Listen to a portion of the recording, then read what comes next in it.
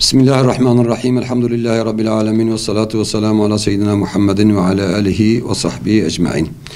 Jiddu 2015 haya îro em her sal hadîtina ulema li dar dixin. İnşallah îsal jî di 15 û 16 cotme hêde li navenda me a İttihadul Ulemayê ê dar xistin. Ji alema İslamî ulemayê beşdar bibin, bi giranî ulemayê beşdar bibin ji erdingeha Kurdaya. Yani ji welateke Kurd lê dijîn ulemayê Kurda ê beşdarî vê bernameyê bibin inşallahu teala.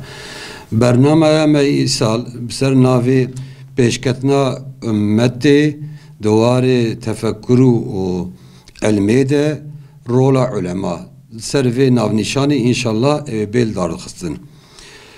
Vê bernama ku hevdîtina ku em li dar dixin em ji Xwedayê Teala dixwazin ji bo pêşketina ümmeta İslamî û alema İslamî bi taybet ji bo gelê Kurd bi xêr û xweşiyê bêgerandin.